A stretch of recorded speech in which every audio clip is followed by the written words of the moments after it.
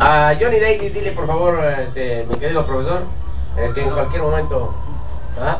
Sí, en cualquier momento estamos con nosotros. Muy bien. Déjalo que tome aire, hombre, son 11 pisos. Tiempo que no sube también. No sube en su casa, tiene que subir aquí en el trabajo. ¿Cómo están? Buenos días, amigos de Radio Moderna. Buenos días, público peruano. Hoy día vine escuchando la radio, como todos los días lo hago, y escuché una llamada de un radioescucha. Un señor Salgado de San Martín de Porras. Sí, lo que quiero decirle es lo siguiente: si conoce el Código Penal y la Constitución, antes de querer hablar, tiene que leer e instruirse en el sentido de que no se puede hacer infundio, así inclusive haya sido una persona juzgada, toda vez de que, en mi caso, es una excepción, que haya sido juzgado por una querella, condenado a 8 años cuando el asunto es privado, netamente político. Y el Estado no tiene por qué intervenir en una querella. Tampoco, ni siquiera, no solamente el Estado, tampoco el Ministerio Público. Claro, el fiscal defiende la legalidad. Y en el otro que me incluyeron ahí de refilón, en la asociación ilícita, ¿no? En cuanto a la problemática del 317, que de acuerdo con el Código Penal está previsto en el título 14 sobre delitos contra la tranquilidad pública y en el capítulo primero sobre delitos contra la paz pública. No sé de dónde sacarlo, y habría que preguntarle a Ugaz y compañía.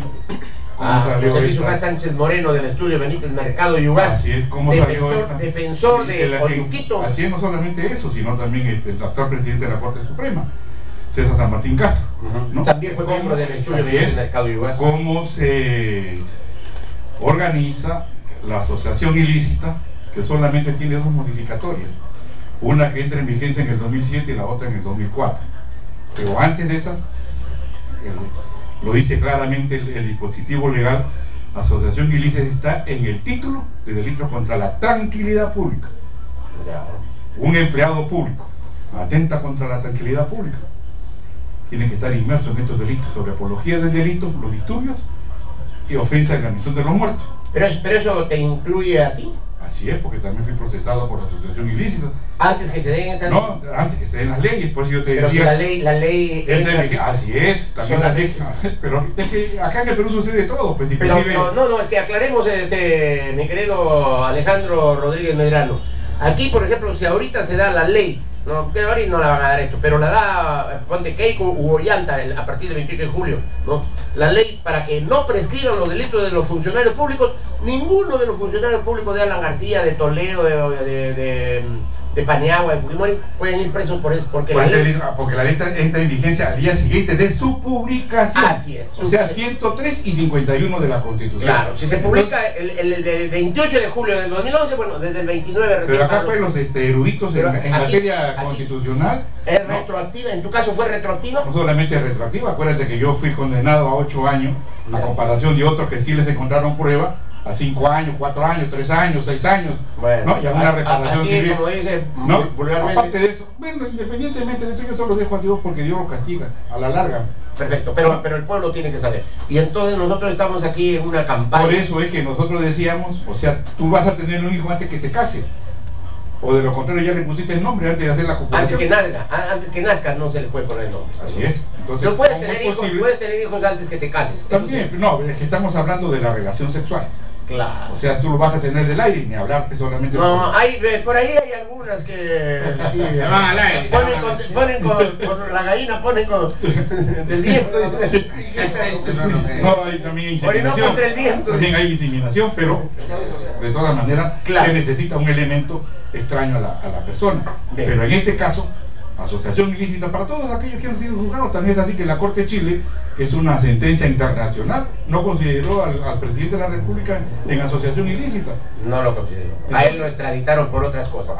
Pero independientemente de esto, también fue denunciado por este delito.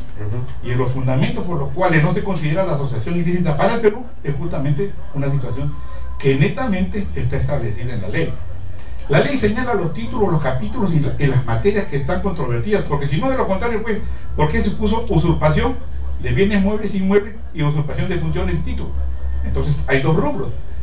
Y algo más que llama la atención es de que legisladores inmersen en el artículo 317 los dispositivos legales diversos de los delitos que no tienen que hacer absolutamente nada con ese título y ese libro. Como el artículo 150, organización de bandas, tráfico ilícito de drogas, independiente lavado de activos, y etcétera, etcétera, etcétera. Pero los legisladores, justamente antiguamente, había pues la Cámara de Diputados que hacía los debates y la Cámara de Senadores que lo aprobaba, porque eran elementos que verdaderamente estudiaban no solamente la problemática del país, sino si ese dispositivo legal era asequible a las circunstancias que se daban. Claro.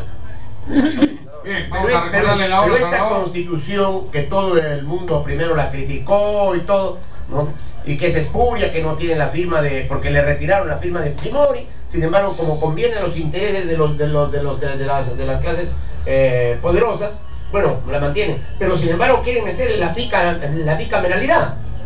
Es que la bicameralidad está establecida en todas las constituciones. Pero en esta no. En esta no, pues fue eliminada. Pero ahí sí quieren enmendar la constitución. No solamente enmendar la constitución no necesita enmendarse, tiene que, a pesar de haber sido aprobada por un referéndum, la propia constitución señala el procedimiento, la del 79 señala el procedimiento en qué casos se deja sin efecto todas las anteriores. Claro, pero en este caso no se ha seguido. Por ejemplo, el artículo 306 señala pues la reforma constitucional debe ser aprobada en una primera legislatura ordinaria y ratificada en otra. Lamentablemente aquí no, aquí se obedeció. Y te termino de decirle de aquel ciudadano que llamó: ni el Poder Judicial, ni el Ministerio Público, ni la policía ha logrado demostrarme lo que se ha venido diciendo por los diarios. Bueno, porque yo he sido satanizado por los diarios justamente, y hoy en día que algunos, ¿no? Y todo esto hay prácticamente, yo diría que hay una confabulación en no hacer saber lo que al pueblo le interesa conocer. Se le está mintiendo al pueblo, que esto es muy grave. Lo que estamos diciendo nosotros en la radio, y además porque la propia Constitución te indica cuáles son los parámetros que tiene cada funcionario, y además te obliga a respetar la Constitución, así haremos una sola pregunta: ¿la están respetando todos los candidatos que han sido electos o no electos, y los actuales candidatos a la presidencia de la República? Y están cumpliendo con respetar o hacer cumplir la Constitución, ni el propio presidente actual. Es que ningún poder del Estado respeta la Constitución, ni el presidente de la República, que de acuerdo al artículo 118 de la misma Constitución es el primero obligado a cumplir y hacer cumplir la Constitución, no la respeta. El Poder Ejecutivo no la respeta, ni él ni ninguno de sus ministros. El Poder Legislativo, que la mayoría son abogados, tampoco la respeta. El Poder Judicial tampoco la respeta. El Jurado Nacional de Elecciones tampoco la respeta. O sea, nadie respeta la Constitución. Y yo, por eso estaba diciendo algo que quería preguntarte. ¿No te parece que lo primero que deben hacer, si verdaderamente quieren hacer una reforma en el Perú, es la no prescripción de los delitos cometidos por funcionarios?